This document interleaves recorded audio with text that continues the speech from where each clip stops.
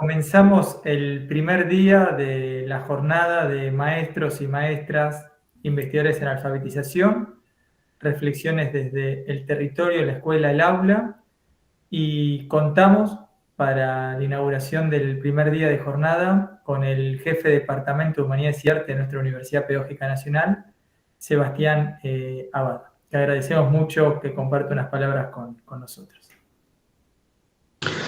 Gracias, Mariano. Gracias por invitarme. Felicitaciones a los organizadores, organizadoras. Estaba pensando qué les iba a decir y recién le comentaba a los compañeros y compañeras, hace poco leí un artículo sobre las humanidades y me generó como una respuesta inmediata que puse por escrito. Y para ser ordenado y para dejar algún concepto, me gustaría leerlo por si sirve como insumo en algún sentido. Espero que sí. Les ruego 15 minutos de paciencia porque me lo tomo como el aporte que yo le hago a la jornada, ¿no? Es escribir algo. Estamos hablando de alfabetización, estamos hablando por lo menos de escribir. Hago mi aporte. Empiezo, espero que se entienda y espero que sirva. El texto se llama Regreso de las Humanidades. En una nota publicada en Clarín, en agosto, hace muy poco, el 20 de agosto, Iván Petrella afirma que las humanidades retornan en esta época porque la centralidad de la inteligencia artificial exige conocimientos digitales, pero también, y mucho, habilidades ligadas al pensamiento crítico y a la construcción de sentido. Según Petrella, son justamente los humanistas quienes cuentan con estas habilidades. Por esta razón, asegura el autor, aumenta la matrícula de disciplinas y programas humanísticos en Estados Unidos, al tiempo que se emprenden acciones de articulación de saberes y experiencia de interdisciplina. Quisiera agregar unas breves reflexiones al argumento de Petrella a fin de explicar algunos supuestos cuya discusión pública me parece relevante. Pública en la esfera pública y pública también en la universidad pública. Y más en el marco del Departamento de Humanidades, ¿no? Es decir, para todos nosotros. En primer lugar, diría que si las humanidades retornan es simplemente porque no se van. Solo nos parece que se retiran porque no son ruidosas. Permítanme un ejemplo. Así como un día advertimos el enorme trabajo de la ciencia biológica a raíz de un streaming sorprendente que muestra el fondo del océano, así también nos sorprendemos un día en que un arqueólogo encuentra unos papeles, una historiadora los contextualiza, un filólogo los descifra, una teóloga los interpreta y, de repente, cambia por completo la imagen que tenemos del cristianismo.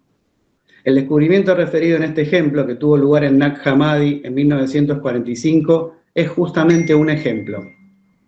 Su importancia reside en que el descubrimiento puntual solo puede explicarse por un trabajo incesante, riguroso, colectivo e institucionalizado en universidades, centros de investigación, etc.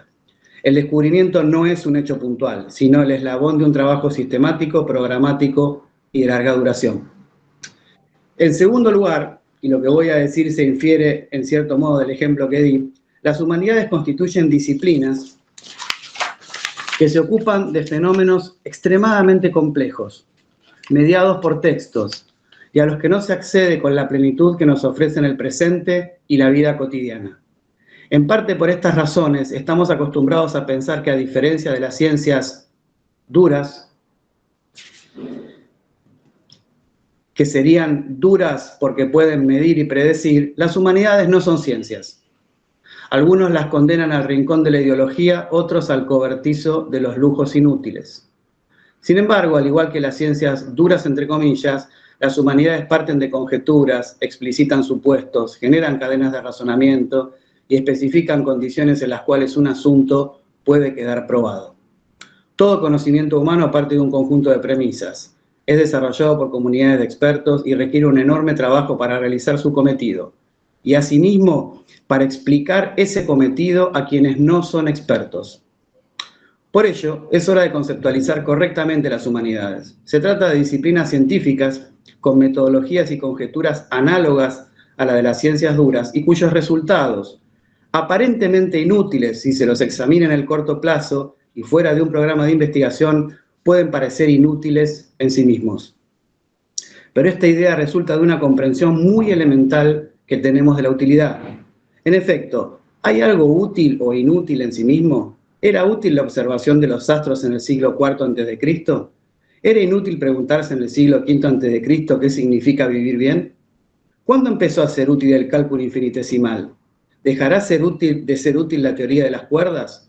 ¿Surge acaso la utilidad de ciertas formas de saber y no de otras? Sea cual fuere la respuesta a estos interrogantes, quisiera proponer la idea de que las humanidades, o al menos parte de lo que hacen las humanidades, puede ser interpretado como una forma de ciencia básica. La ciencia básica es la práctica del conocimiento y la investigación que no está sujeta en principio a rendir cuentas respecto de su utilidad inmediata. Requiere por ello de paciencia, la misma que se le concede a la investigación matemática, biológica o física, la misma que se le concede a un artista en formación, a un deportista en formación, a una persona en formación. Como último punto, quisiera presentar algunos casos en los que se puede visualizar el carácter científico, riguroso, sistemático, metódico y programático, pero también básico, de utilidad históricamente activable de las humanidades. Ya que Petrella hace referencia a la Universidad Norteamericana, tracemos el paralelo con el mundo norteamericano. Ahora también vamos a hablar de Argentina, por supuesto, brevemente. En efecto, en Estados Unidos el conocimiento humanístico no se produce únicamente en las universidades, sino también en la empresa, en la administración gubernamental o incluso en el tercer sector. Para las élites de ese país es bastante obvio que hacer negocios con culturas milenarias o recientes, pero profundamente distintas, requiere un conocimiento no menor de su cultura. Esto obedece no solo a la necesidad de entender la forma mentis y el estilo estratégico del interlocutor, sino también de no cometer errores de tacto, decoro o etiqueta. Sabemos que no se le puede dar un beso a la reina de Inglaterra. Sabemos que no se puede tocar a ciertos presidentes y reyes. Tenemos que aprenderlo. Eso se aprende históricamente, lingüísticamente, filosóficamente. Por otra parte, quienes sienten dilección por las series, seguimos con el ejemplo norteamericano, que versan sobre las relaciones internacionales y la inteligencia, Homeland, The Agency, etc., seguramente habrán advertido que las respectivas agencias estatales tienen entre sus planteles historiadores, filólogos, expertos en lenguas e incluso teólogos, para no hablar de filósofos o sociólogos. ¿Por qué? Por razones similares a las antes esbozadas. El encuentro o el desencuentro de un país y su densidad cultural con otro país y su densidad cultural es un hecho cuya comprensión estratégica no se agota en el presente. ¿Puede un país relacionarse con una potencia como Rusia sin entender la política de Putin con la Iglesia Ortodoxa rusa y por ende a la Iglesia Ortodoxa misma? ¿Es posible comprender la estrategia comercial china sin entender la historia de la formación confuciana de la burocracia de ese país? ¿Cómo se conversa con la India sin entender la filosofía hinduista y la historia del nacionalismo indio? ¿Por qué Estados Unidos tiene una conexión tan fuerte con las religiones evangélicas y cómo impacta esa marca histórica en su pueblo o en parte de él? Pero no hace falta apelar a ejemplos de política internacional que aparecen en series atrapantes. Estamos ahora en unas jornadas de maestros investigadores del campo de la alfabetización.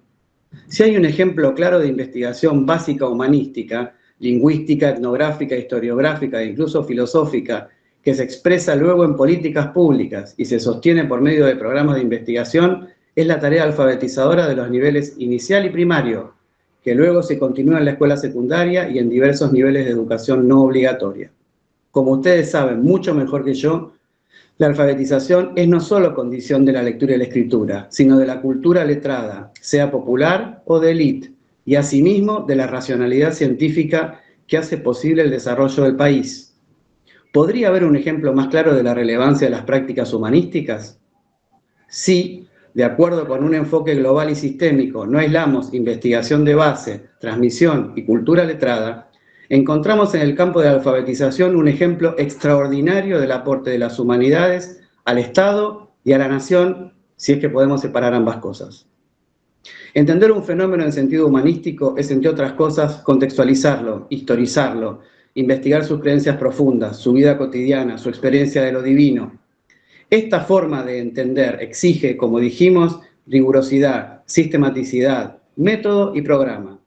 Todas estas dimensiones de las prácticas científicas humanísticas se dan a lo largo de mucho tiempo y según diversas tradiciones de investigación antes de irrumpir o revolucionar la vida cotidiana. Pueden irrumpir y revolucionar, pero también ayudar a comprender y a vincularse, porque ya venían trabajando desde hace mucho tiempo. No retornan, como dice Petrella, ya estaban. No son de repente o intrínsecamente útiles. Como dije, la construcción de su utilidad requiere paciencia y tiempo, pero sobre todo requiere que las élites y los decisores ya sepan que las humanidades ya vienen trabajando hace mucho tiempo. La inteligencia de una época, un gobierno, un país, reside en saber activar, en saber hacer con quienes vienen trabajando de modo silente y continuo. Para las humanidades se aplica lo mismo que se aplica al eureka de Arquímedes. Si hemos encontrado o descubierto algo ahora, es porque venimos trabajando desde hace mucho tiempo de modo riguroso, sistemático, metódico y programático. Según creo, esta jornada se inscribe en una larga tradición que debemos cultivar, sostener y enriquecer. Muchas gracias.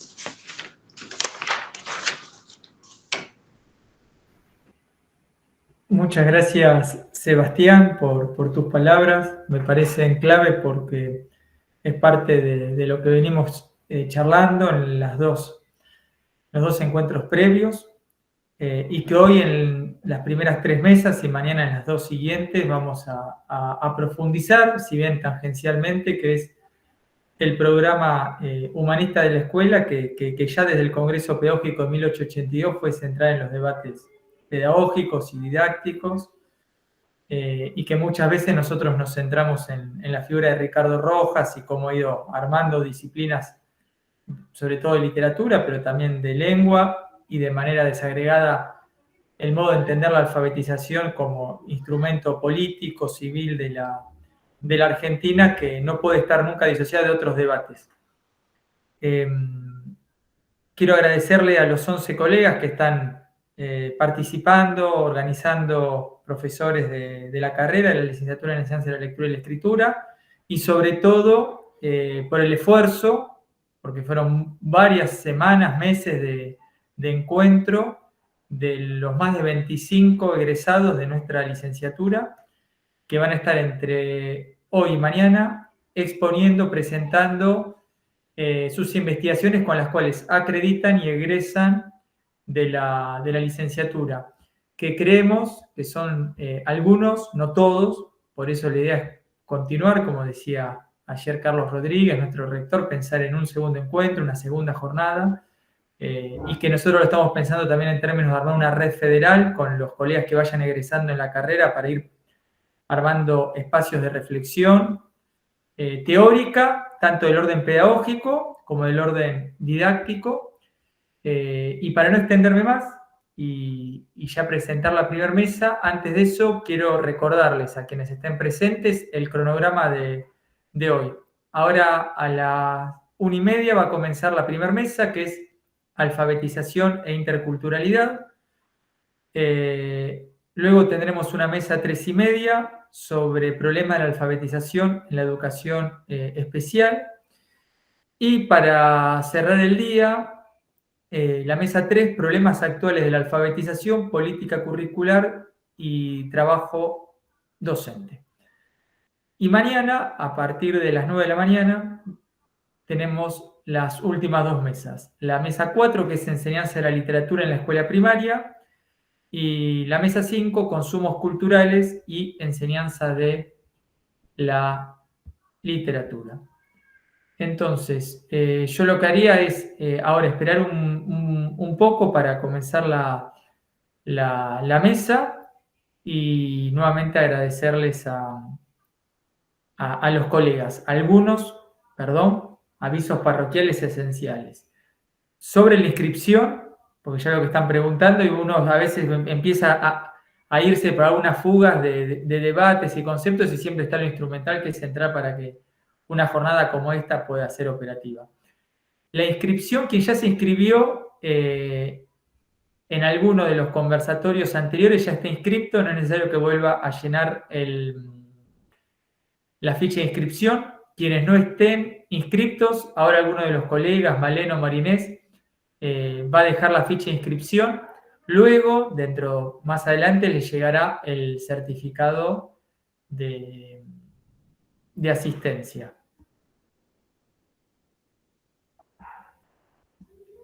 Y bueno, entonces yo lo que haría ahora es un corte de 5 minutos y en 5 minutos comenzamos la primera mesa, que queremos prepararla en términos de que estén primero todos los colegas, que son Daniel Ruth, Virginia Saavedra, no estoy viendo a Virginia, tampoco a Daniel, por eso esperemos unos minutitos. Nuria Lantos y Paola Navas. Con ellos 4 comenzaríamos ahora en 5 minutos la primera mesa.